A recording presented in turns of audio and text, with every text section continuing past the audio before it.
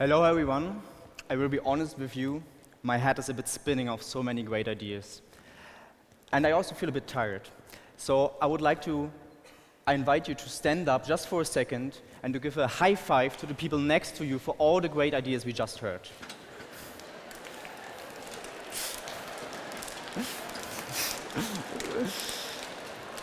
Thank you very much. Thank you very much. A lot of high fives, a lot of great ideas. And now I would like to invite you to come on a small journey with me. Please close your eyes and think of the 3 most important things you would take with you if you were to leave your home within 1 minute. Now open your eyes again and raise your hand if you have thought of your high school diploma. When my grandfather was put into this situation in 1944, he also chose a warm jacket instead. And this was a problem because he wanted to become the first student of his family when he was leaving his home. He was one of 12 million refugees, and there were more problems for him when he actually tried to enter university. He was lacking legal documents.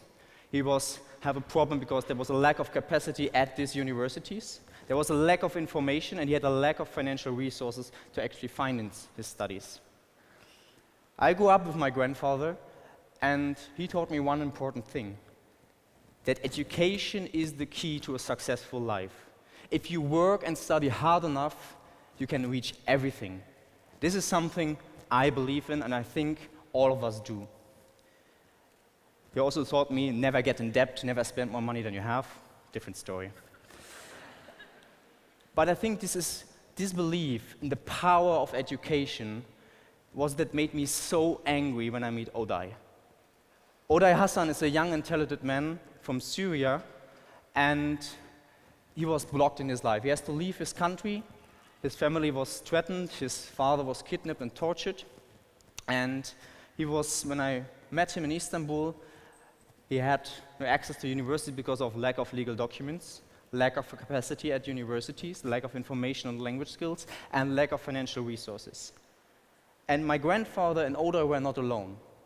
Out of the 60 million refugees worldwide, less than 1% have access to higher education.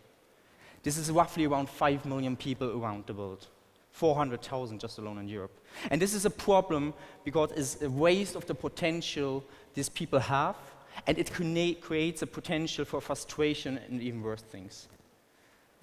So from 1944 to 2014, nothing has changed. Isn't that a tragedy? And I thought we should do something about it. And I found people who feel the same way. And together, we founded Kiron. Kiron is a digital platform combining MOOCs, massive open online courses, with traditional universities. MOOCs are courses provided by the best universities in the world, like Harvard, like RWTH Aachen, provided by platforms like edX. And we actually convinced universities to accept them as a digital bridge for refugees to enter higher education. That sounds easy, but if you have to talk to a university president who recently discovered the existence of the internet, this is a really hard challenge.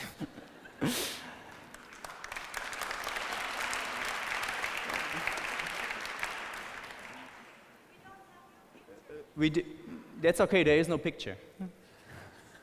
There's just words and a vision. A vision where higher education is not only based on digital learning, but also traditional learning on the campus. So we developed Kiron into a model of blended learning, and we combined it with language courses, psychological support, mentor systems, in order to help our students succeed.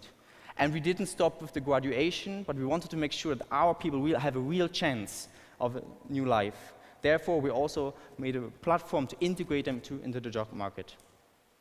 So is the problem now solved? Why I'm standing here, why I'm talking about this?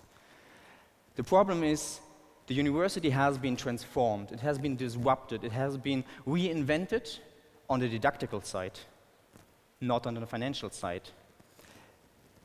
So there are basically 2 dominating models how to finance a university in the world. The first one is get funding from the state. And as we all know, the state is in debt most overall the world. The financial crisis has shown this dramatically. and educational budgets are underfunded since decades, and is less likely to be changed in the future.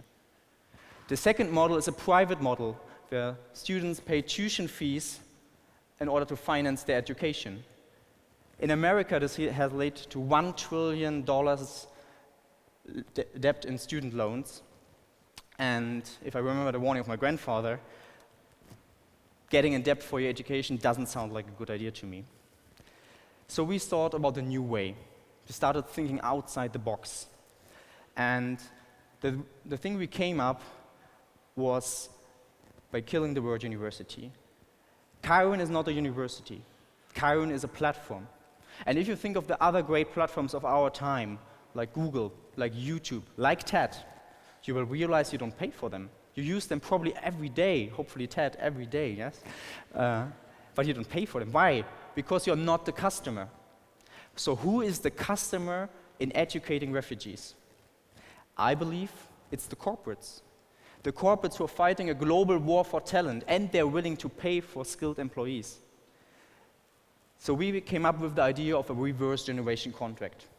In a nutshell, it means that students can study for free. Before they graduate, they are hired by a partner company who's paying in return then the next generation of students. By unbundling the payment from the choice after graduation, we allow free educational choices and ensuring sustainability in the same time.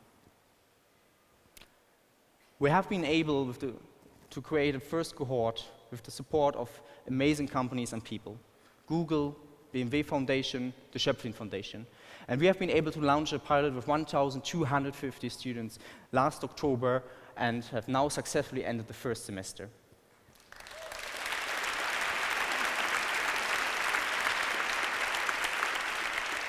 But we are now taking the next step, and we need your help on our way, because we want to spread the word about this idea, and reach more people. We want to educate more than 50,000 people until 2020, and you can help by sharing this idea, speaking to your local university and your local companies. I want to tell you how the story ended. My grandfather finally made it to university. He actually graduated from Eberswalde University, one of the first universities that actually joined our Kiron model even today. And also for Odai, the story went well. He's being transferred to a partner university in Berlin, and he will graduate next summer. At the end of my talk,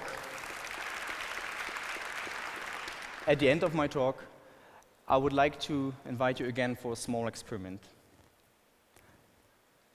Close your eyes again and think about the first refugee that comes to mind. I'm sure all of you have met one somewhere in your life.